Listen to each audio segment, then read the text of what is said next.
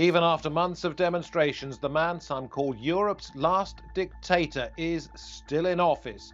Yet he now says he will step down if protests in Belarus against his rule are called off. Well, can President Alexander Lukashenko be believed? He's promised constitutional changes as well, a move dismissed by the opposition as a sham. This is Roundtable.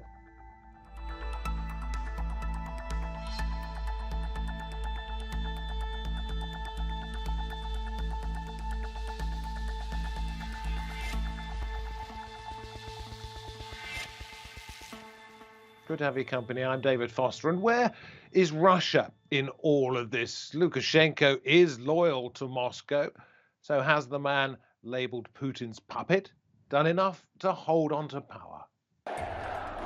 It's 6 months now since the disputed presidential elections in Belarus. The president, Alexander Lukashenko, faced international condemnation during the severe crackdown on protesters in August of last year. Nationwide demonstrations attracted some 200,000 people, the largest number during Lukashenko's 26 years in power.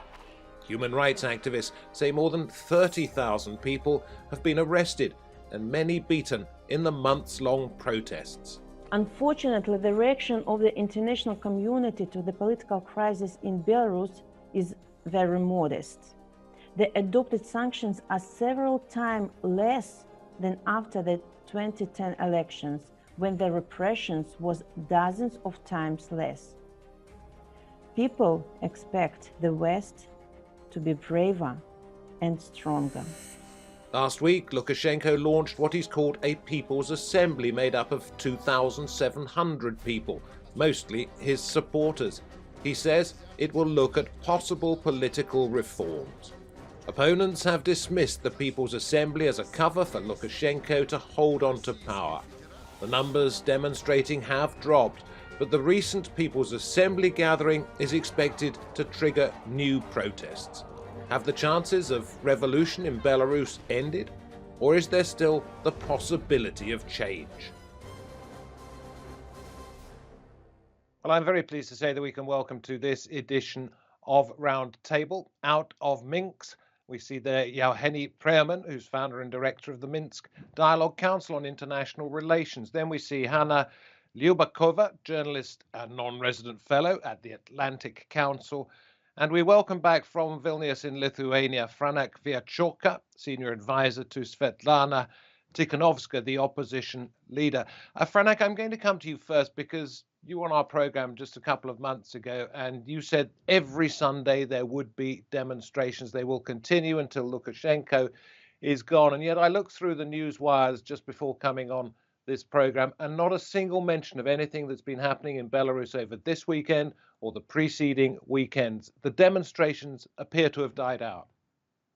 Not at all. Protests just change their forms. Now we can see the marches of neighbors, people in their communities. They are gathering with small groups, 100 people, 200-300 people, and they are protesting every Saturday and every Sunday. So we don't have the central big marches in Minsk downtown, let's say, but we have many small rallies. It's connected to the bad weather. It's cold. There is COVID problem as well. But I'm sure that the protest will revive.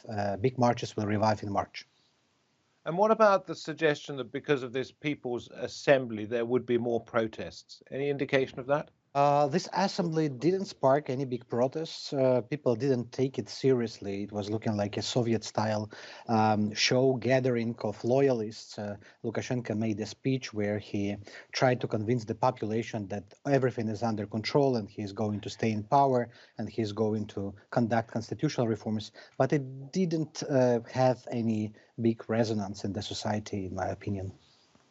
Yauheni, let me come to you, because one of the points you made to our producers was that you thought the opposition had no figurehead, that it was leaderless. Is that reflected in the fact that the demonstrations aren't making headlines anymore? Well, I think it's obviously one of the factors which has been a big problem for this whole opposition movement right from the beginning. It's a little bit ironic, or I mean, if I might use this word, but on the one hand, of course, when the authoritarian regime, which is the one we have here in Belarus, deals with a leaderless and decentralized grassroots protest, it's a big deal for the government, because unlike in the past, it cannot just throw people in jail, I mean the leaders, or force them out of the country, and make sure that all protest activity ends. So, of course, but it has done just that. It has thrown people in jail. It has forced them out of the country. Exactly. So, but at the same time, it started doing this back in August and September and October, but we still saw quite massive and unprecedented protests across the country. But then the other side of the coin is, of course, that when you have this grassroots leaderless protest, and when you have the leadership vacuum, there is simply no way that a protest can translate this unprecedented protest energy, which comes from the grassroots, into a political strategy that aims to force the incumbent into at least some concessions, or to start negotiating. Are you saying that it needs to be a figurehead in the country?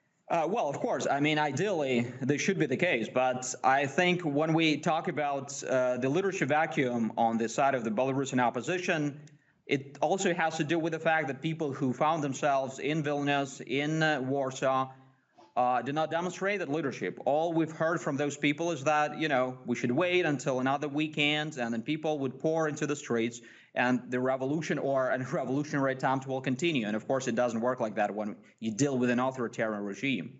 Okay, Franak, I'll be coming back to you for your thoughts on what you've just heard there from Yauheni, but I want to bring Hanna in. Do you think the opposition demonstrations, the force of personality that we heard at the very beginning and the numbers on the streets has just fizzled out?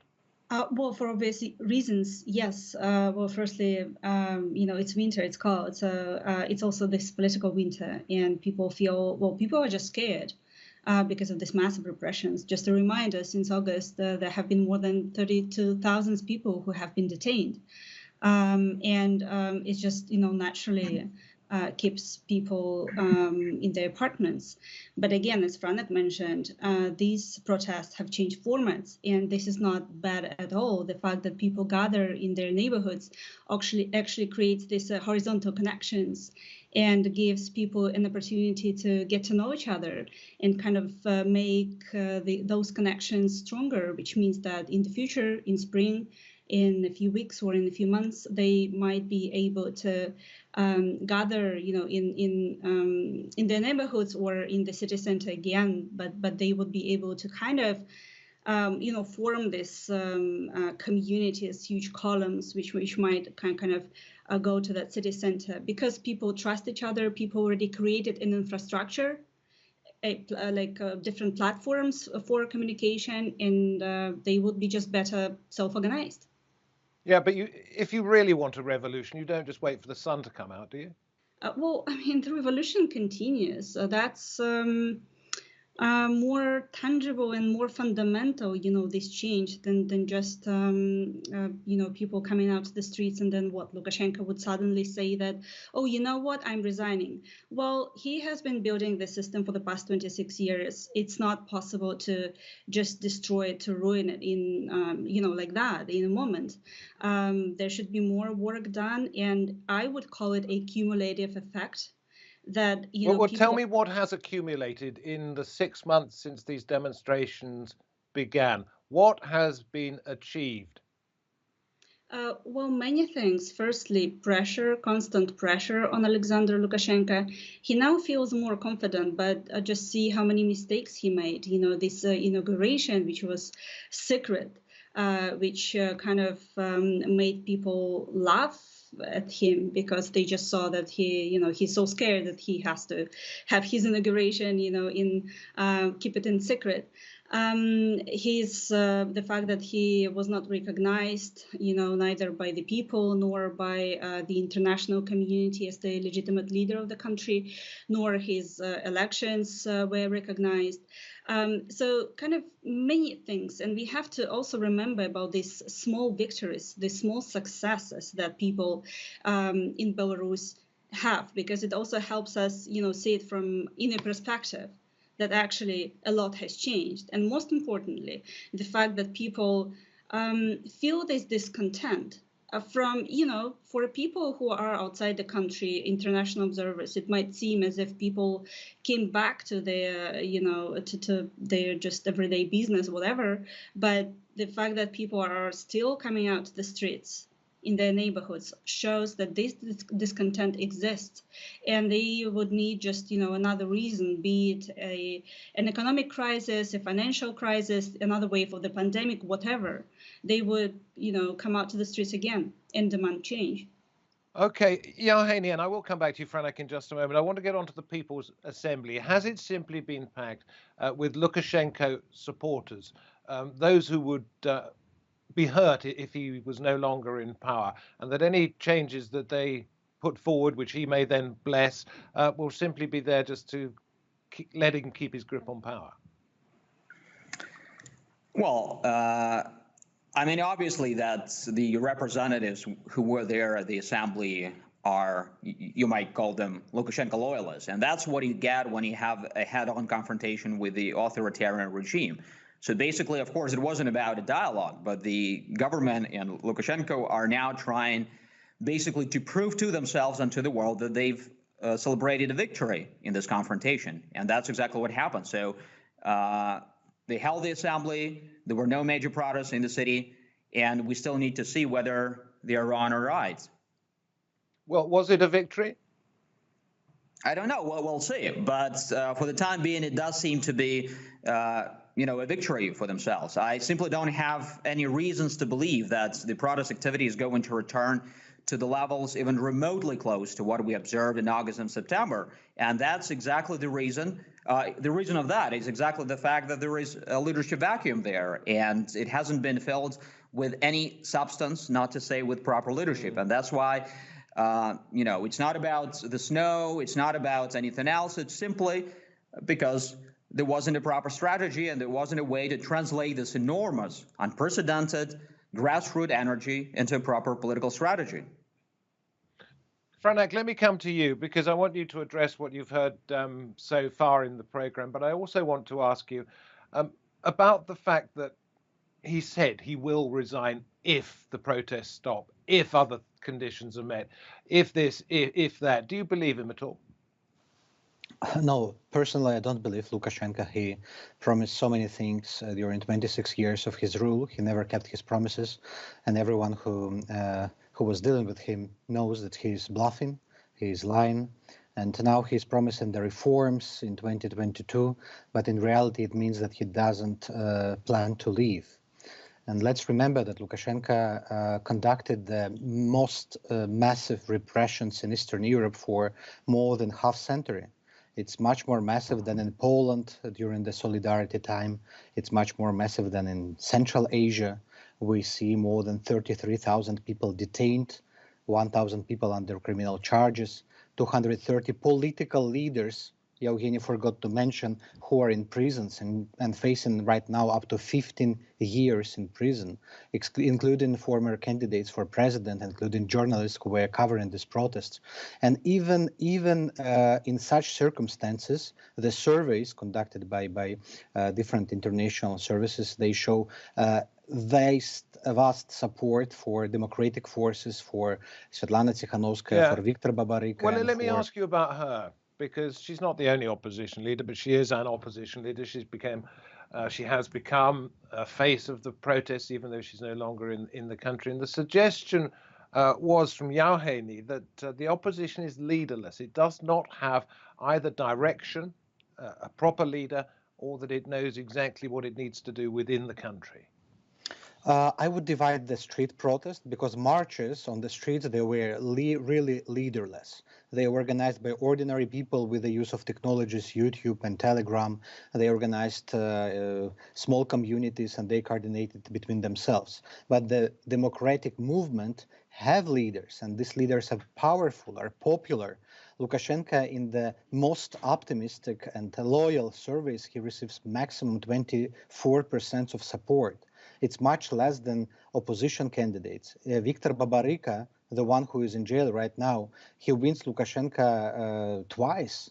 in democratic elections. Sviatlana Tsikhanouskaya, even now, 6 months after elections, she still is trusted by majority of Belarusians, and people still say that they voted for her and gave her mandate to lead the country to new elections. So even in such circumstances, people demonstrate support to them. Unfortunately, there is no big marches, but still there is support and there is huge mistrust in Lukashenko. People want changes. There is political crisis. People want to find a solution from this crisis. Okay, we're going to talk about Russia's involvement in this because I think it was back in August it promised military assistance. I want to find out if you think that has taken place. And then I want to, well, first of all, I want to put up some words from President Lukashenko, who said the assistance of the Russian Federation was one of the utmost importance for us. As long as we in Russia stand back to back, no one will bring us to our knees. I'm going to put that up against this. This is from Artyom Shrebman, who's a political analyst based in Minsk, who says, for now it looks more like a routine gathering of loyalists, that is the People's Assembly, but we cannot exclude the possibility that Russia will insist on something more. Franak, what is Russia's position on this? What does it want? Definitely, Russia was surprised by this uprising, by these protests, and by massive support of democratic changes in Belarus. It was not prepared. So at this point, they don't have any more pro-Russian politician in Belarus than Lukashenko. They don't have other choice than to support him. They also don't want to create the precedent in Belarus when the government will be changed in such revolutionary way. This is why they support Lukashenko in information space, in their propaganda. They sent propaganda TV specialists when Lukashenko needed it. I don't think Russia will support with military forces. I don't believe in Ukrainian scenario for Belarus, but I see that this support, declarative support of Lukashenko, it helps Lukashenko to keep nomenclatura and siloviki, the law enforcement people, around Lukashenko. When siloviki, law enforcement, will feel that Russia doesn't support Lukashenko anymore, we will see a lot of defections and people will be looking for the way out. Okay, Hanna, what do you think was meant by Russia may want something more? Well, there have been talks about this integration processes, between Belarus and Russia. So that might be something Sorry, a disintegration process? So it's about this, union state agreement that was signed more than 20 years ago, and Russia keeps coming back to this from time to time. I do not personally believe that Russia has motivation now to come back to these kind of talks and demand more these agreements going further, because, well, they also see that Lukashenko lost people's support, and whatever agreement might be. Yeah, this is sorry. Let me jump in because I don't quite understand this. When this all began, we talked about whether Russia was actually going to put its support absolutely behind Lukashenko or wait to see which way the wind was blowing, and yet now it seems to be sort of happy enough with what he's doing. Does that mean he's protected? Well, I mean, it only means that Russia doesn't see any alternative at the moment. Lukashenko is a pro-Russian politician, and Russia just doesn't kind of feel that, Tsikhanouskaya or any other pro-democracy movement leaders, can be as pro-Russian as he is, right, or at least agreeable as he is. So what they need to do right now, and what they kind of might be planning, is to build a political power inside Belarus and kind of to build political capital, and whether it will be a party or whether it will be a leader, a politician who will be pro-Russian, instead Lukashenko, someone who might be a good alternative for Russia. Yauheni, is this simply because it is a neighboring country to Russia? There's a lot of support inside Belarus, we understand, or affection for Russia itself, or does Moscow have other motivations for wanting to keep its person, if you like, in power and a firm grip on what's happening in Belarus? Well, Moscow's motivations are very clear, and they were clear from day one of the political crisis in Belarus, and they could have been and should have been foreseen by all careful Belarus watchers. And basically, the main things have already been mentioned. The first one is Belarus is really strategically important to Russia, and that's why they'd rather have Lukashenko, whom they know very well, including they know how to manipulate him, rather than some kind of uncertainty in represented by Tsikhanouskaya or anyone else. Secondly, they, on a philosophical level, of course, don't like the very idea of post-Soviet leaders being changed by mass popular uprisings. That's for sure. But also, one important thing to be inserted here, and that also has to do with the problem of leadership vacuum, which we talked about earlier, is that they do not engage with the opposition, including for one simple reason, because the opposition has done everything possible to prevent such engagement. Because if you want to guarantee that Moscow is not going to talk to you, just go to either Warsaw or Vilnius, which are seen from Moscow as the bastions of anti-Russian activities. And, not to mention other activities by the opposition. That's why, yes, Russia has very clear reasons to support Lukashenko, and they will continue doing so. Of course, they will pressurize him into closer integration within the Union state and many other things, which they want out of the situation. Of course, Lukashenko has now a little maneuvering space. Lukashenko is after a massive loan from Russia. When you talk about Moscow being able to manipulate Lukashenko, is it that sort of thing? Will the loan come with conditions? Well, obviously it will, but I mean, really, really harsh conditions. Well, actually, when I spoke of manipulations, I'd rather meant the situation like we had back in August, because, Russia always knows what to do and where to press inside Belarus to make sure that Lukashenko resorts to his usual tactics of basically cracking down on the opposition, which always leads to all sorts of problems and cracks in relations between official Minsk and the West. So that's what I meant. But now, of course, they also have the leverage. They actually have a lot of leverage in Belarus, which they are going to use. But we also need to recognize that Lukashenko over all these years has demonstrated some skillfulness in dealing with the Russians. Of course, now the menu he has to be a little bit,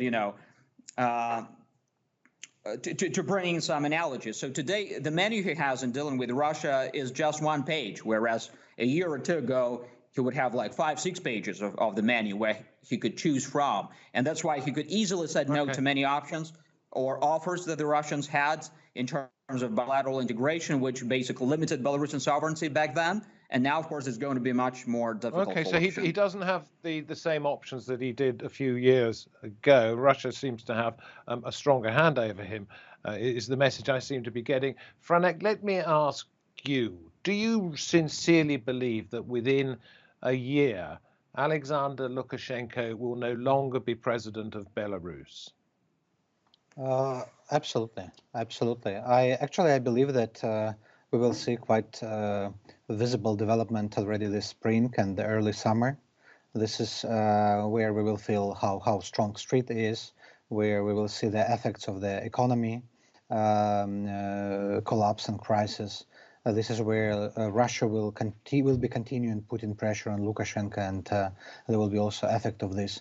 We see many defections. Well, you talk about the regime. Economy, but one of the guests who was on last time when you were on actually said Belarus is impregnable to sanctions. Any kind of punitive action against Belarus is just going to be brushed off because of what happens from Moscow, Franak.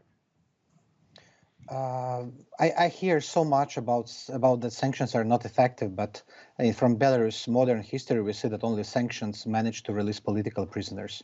There will be a moment when, for Lukashenko, it will be too expensive to keep this situation in status quo. He will begin trading political prisoners or releasing political prisoners and trying to play the West.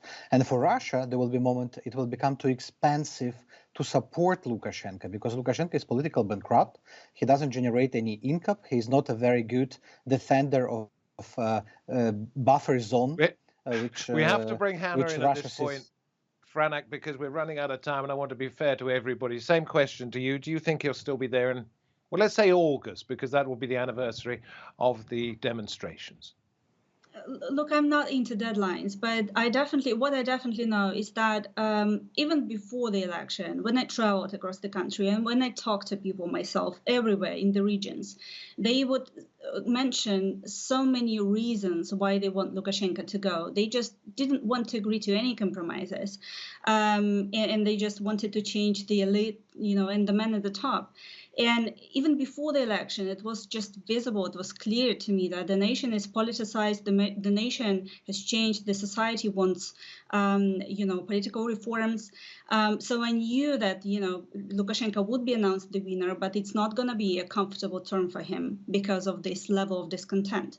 But Moscow will do everything it can. This has got to be very quick. I'm sorry, it's more of a statement from me. Moscow will do pretty much everything it can to prevent Belarus becoming more closely associated with the West. Would you agree with that?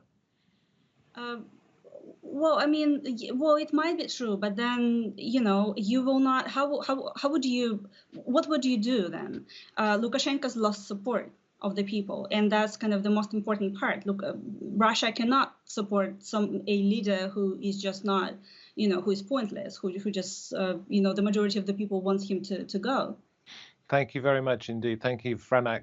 Thank you, Yauheni, and thank you, Hanna. Thank you very much indeed for joining us on this roundtable. It is a subject I'm very sure we will be returning to within the next couple of months. Wherever you are watching this program, we thank you for taking the time to be with us. From me, David Foster, from the Roundtable team. Until next time, goodbye.